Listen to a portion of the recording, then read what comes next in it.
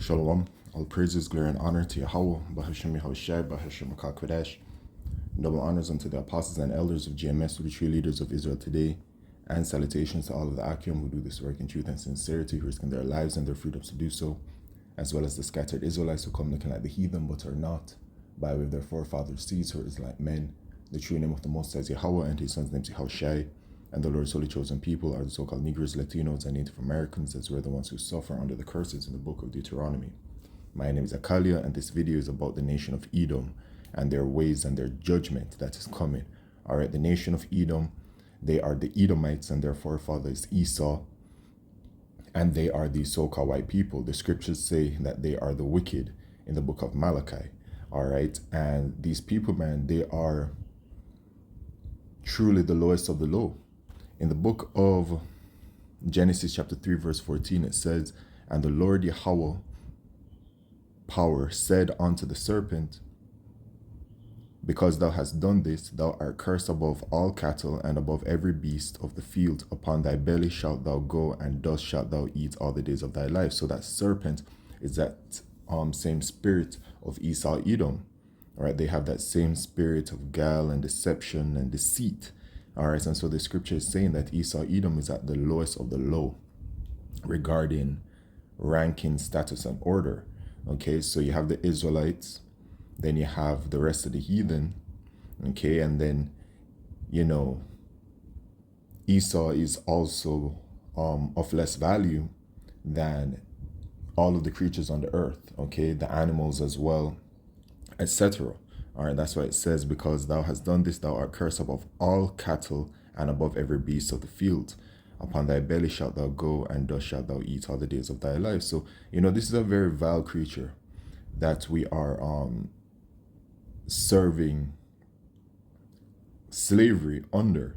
All right, this is the wicked, and you can see clearly, man, when it is that the so-called white man is in rulership. You can see, look at the world, look at the state of the world. Okay, they don't establish the law, statutes, and commandments of Yahweh Shemishai any which way at all. They're truly the wicked, all right? And they have been revealed, they have been exposed. As the scriptures say in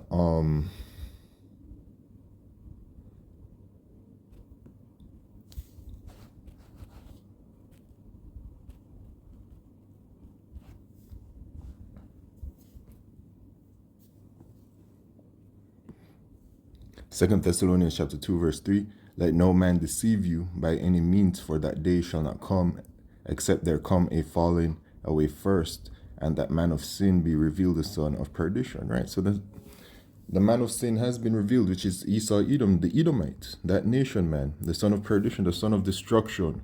All right, because that's their nature, that's what they do. All right, and also, you see serpent there is also mentioned, because Esau has been referred to as many different things. I believe it's what? Let me get it real quick. In Revelation chapter 20, it refers to him as many different names in one.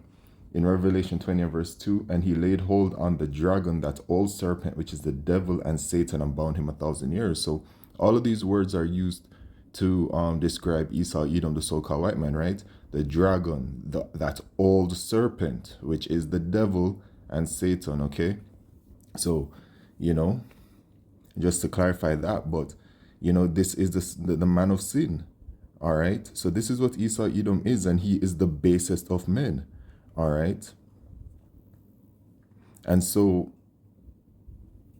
this video here, the history of Esau for educational purpose only, from the Brother Arrows of Indignation. All right, copyright. Okay, so let's play and listen to a bit of this, because, you know, this is going to show you further what kind of creature it is that we're dealing with. Okay, but the scriptures describe him perfectly, and the scriptures say that he is the basest of men. All right, right now he's in rulership.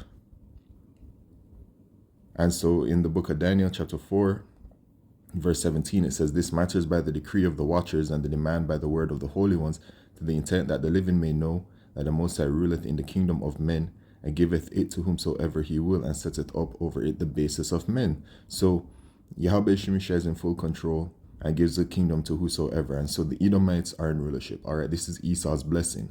All right, going back to the time in the book of Genesis, Esau was given the blessing, the fatness of the earth, the dew of heaven, and that he would rule by the sword. All right, and he's living through that blessing right now.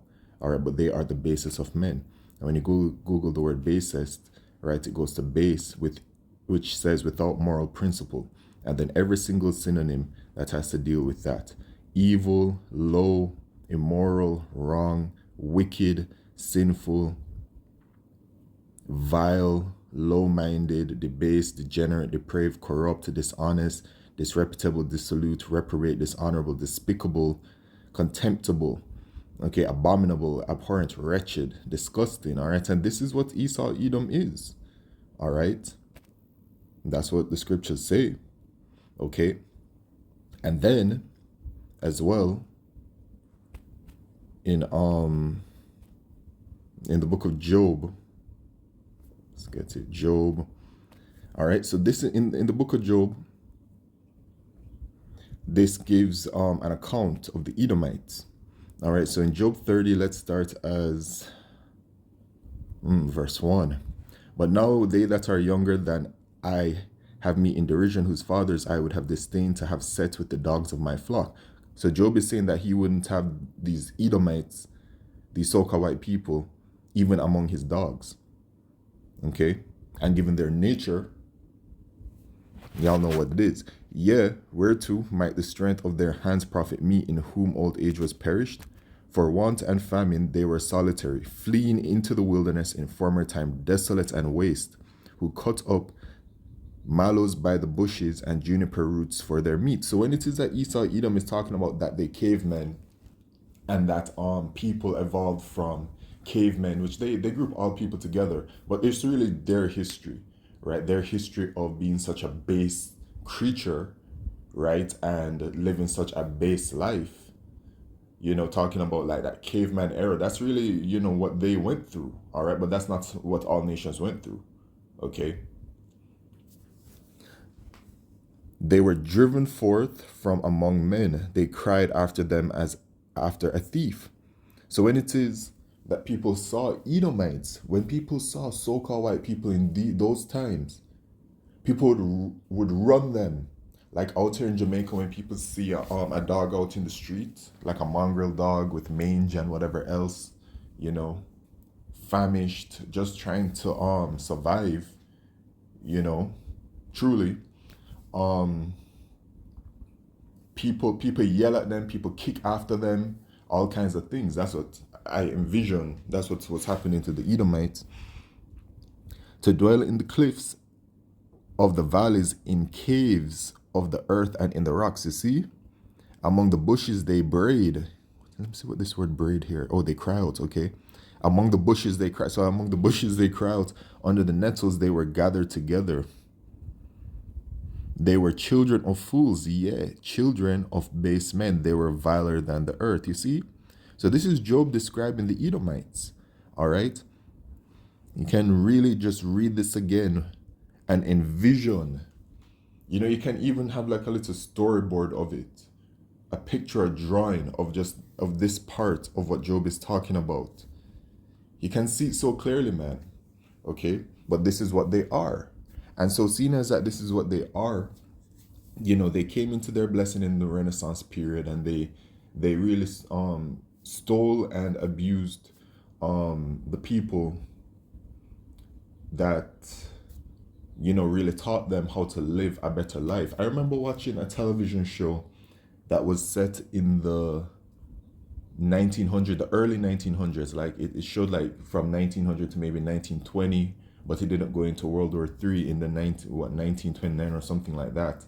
And they showed that, in England, the British, when they had British India, I believe it was, when they had that part of it, in the television show, they brought out those people that were living in the UK. They said that that they were shocked of this new thing called shampoo that they learned from the Indian people. And they were shocked by it because they said that they never thought ever to cleanse their hair. They put that literally in the television show, which is a part of history, right? So these people had to be taught how to cleanse themselves, even just, that alone, you know?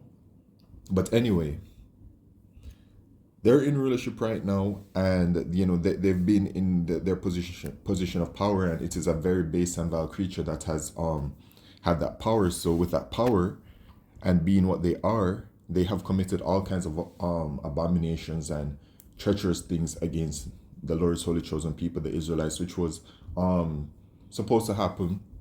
It is our judgment, but Esau Edom really did a number on us, and for that number, he is going to be judged for it. Okay? Let's take a listen at a little bit of this. Have always eaten people, and they never wiped their mouths.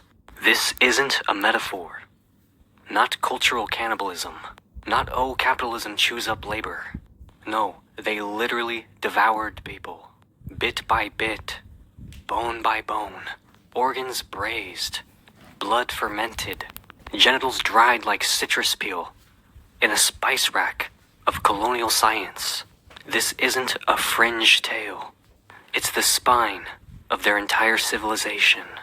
Europe is a charcuterie board of the colonized, and it has been eating other people's bodies, black, brown, indigenous, and alive, for over 700 years. It's through the spirit that he mentioned black, brown, and indigenous, because black, brown, and indigenous falls into the categories of Negro, Latino, and Native American. All right. So whether it is that he actually knows the history, or he knows of the truth of the Bible and the Israelites and all these kinds of things, I don't know where it stands, but regardless, it's a spirit of the Lord that made him say that, right? To show that who was really targeted, all right? Slave ship to dissection table. Europe treated the black body like a side of beef. The cut, Israelites, rendered, all of us, labeled, and sold. In Senegal, French doctors boiled black corpses to extract medicinal oil, literally bottling up human fat like it was argan serum for the Enlightenment skincare routine. Karl Peters, Germany's sadistic colonial governor, murdered Africans and mailed their body parts home like... And they're still doing this to this day. On the left-hand side, the wicked elite of Esau Edom, the elite bankers, and all of those that follow them, from those at that social standing among their ranking, to all the way down to the athletes, the celebrities, the movie stars, all of them, the influencers, all of them, they all take part in this. They have to give sacrifice unto Baal in order to continue gaining their status, gaining their wealth. And it starts very early as well. You don't have to be no top dog. All right, it starts from the influencers, from when they're at X amount of followers. They're then invited to certain parties to filter who can manage and who is willing to give sacrifice unto Baal and take part in those things. And so they commit all of those rituals on the left-hand side, etc. Okay? And it goes very deep, this wickedness, but all will be revealed in due time. Souvenirs from a flesh safari. Enslaved black women like Anarcha, Lucy, and Betsy were cut open, stitched without anesthesia, and had their uteruses extracted by J. Marion Sims, who kept their tissue in jars for research. You ever been sliced into while awake, naked, and screaming? Just so a white man can get his name on a hospital wing. That's not science. That's dinner prep. Their breasts were groped, their vaginas harvested, their milk stolen, their wombs auctioned. That is cannibalism. Europeans landed in the Americas, starving and stupid, and decided to eat the hosts. Spanish conquistadors fed babies to dogs alive, called it feeding pork. Las Casas said they tossed them into the mouths of dogs while they were still crying out for their mothers. In California, white settlers during the gold rush roasted indigenous children over open fires and bragged about the flavor. In Brazil, the Portuguese captured Tupinamba bodies and sent them back pickled in barrels, labeled as botanical samples. And then came the skull harvest. Indigenous people were beheaded, boiled, and their skulls cracked open for cranial science. Some were eaten, others were smoked, painted, or turned into pen holders in French salons. They didn't just kill indigenous people. They smoked them like jerky. They painted them with their ashes. They wrote treaties with ink made from their blood. And then they called you the savage. In India, during the Bengal famine, which Britain caused, millions starved. So British doctors collected the corpses, sliced out the livers, and tested nutritional theories by boiling Indian tissues and feeding it to prisoners. In Vietnam, the French... Anyway, yeah, I didn't watch the rest of the video. I really stopped, at the point. But, yeah. What kind of creature is this? Well, he just stated it, and this is just a fraction of what they've done. Just a fraction. All right? And there's only a part of what they've done that has been written down as well. This nation of people truly has a lot to pay for, and Yahweh Shemishai is going to do it to them. All right? Esau's finished. Revelation chapter 13 and verse 10. He that leadeth into captivity shall go into captivity. He that killeth with the sword must be killed with the sword. Must be killed with the sword. Here is the patience and the faith of the saints. The saints are the Israelites, us. So we endure these things, but we know that we have the victory already. We have the kingdom already. Everything is ours already. All right, and Esau, Edom, has a very a deep perpetual hatred for us, which helps to drive him, pushes him to commit all of these atrocities against us. They would have done it as is, but you know what I'm saying, just based on how they're built, because it goes to the spirit, right? This isn't a situation of what they talk about in the world about nurturing versus nature or whatever it is, right? It starts from the spirit, and the spirit of an Edomite is one of the wicked, is one of the wicked, to put it that way. So once an Edomite spirit is placed into the body, or all right, no matter how that body looks, you get what I'm saying? That spirit of the Edomite, no matter how it is that they are nurtured, they will always be of an Edomite spirit. So even if they were to have grown up around Jake some way, somehow, that Edomite spirit would still not have any love for these people that treated them so well, or they were the homies or friends and all these kinds of things. They would still hate Jake because it starts from their spirit. It's innate within them. They cannot change. All right? This is Amos. I wonder if it's 1 and 11. Yes, it is. Okay, Amos chapter 1 and 11. Thus saith the Lord Yahweh, for 3 transgressions of Edom, and for 4, I will not turn away the punishment thereof, because he did pursue his brother, which is us the Israelites, with the sword, and did cast off all pity, and his anger did tear perpetually, and he kept his wrath forever, right, forever. But I will send a fire upon Teman, which shall devour the palaces of Bozrah, referring to, the Edomites, all right? Teman is a tribe of Edom, and Bozrah was a place of their dwelling, okay? A town in Edom. And so they're going to have to pay for all of these things, man. All of these things that they've done to us, that they've been doing to us, that they're still doing to us, and that they're about to do to us in the future, Jacob's trouble, etc. All right, but you know, this is the nature of the Edomites, man, and that's just what it is. Okay, you Edomites are going to be feeling the wrath of Yahweh Shemishai in due time, and that's it.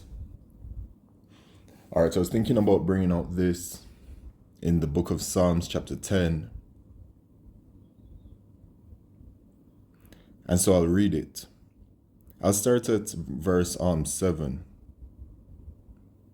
His mouth is full of cursing and deceit. You know, that starts at verse 4. I'll just start here. The wicked through the Psalms 10 and verse 4. The wicked through the pride of his countenance will not seek after God. God is not in all his thoughts, right? So just remember that. All right, they don't meditate on Yahweh Shemishai any which way at all. Okay. His ways, well, Yahweh Shemishai is also not for them, nor the rest of the heathen. His ways are always grievous. Thy judgments are far above out of his sight. As for all his enemies, he puffeth at them. His ways are always grievous, you see. He hath in his heart, I shall not be moved, for I shall never be in adversity. That's the pride of the Edomites, the so-called white man. His mouth is full of cursing and deceit and fraud. Under his tongue is mischief and vanity. And this word vanity here is the Hebrew word awan. Trouble, wickedness, sorrow. Okay? He sitteth in the lurking places of the villages. In the secret places doth he murder the innocent. His eyes are privily set against the poor. All right, talking about the Israelites, we are the poor. He lieth in wait secretly as a lion in his den. He lieth in wait to catch the poor. He doth catch the poor when he draweth him into his net. And that's what they do to us. They're constantly creating situations for us to fall, right? They're constantly creating situations that are not beneficial unto us. And they're constantly creating situations to destroy us. He croucheth and humbleth himself, that the poor may fall by his strong ones. He hath said in his heart, Yahweh Shemishai hath forgotten. He hideth his face, he will never see it. Right? Because they've been prospering for so long because they're in their blessing. It's centuries now that Esau, Edom, being the wicked, has been committing wickedness, has been doing all of these wicked things, rituals, etc. on the left-hand side, these wicked practices on the left-hand side, and they have been successful. It has all worked out for them, right? Because it was given unto them, this privilege, right? This blessing, okay? And so they have this pride in everything, right? He hath said in his heart, Yahweh Shemishai hath forgotten, he hideth his face, he will never see. But the Lord sees everything, right? And as I read in the book of Amos, chapter 1 and verse 11, you will be judged and punished for everything that you have done unto the Israelites. You touched the apple of the Lord's eye, all right? And you took it, you know, to the next level as well. So you're going to be judgment, the nation of Edom, you so-called white people. Anyway, with that, all praises, glory, and honor to Yahweh Shemishai, by Shemakal Kodesh, Shalom.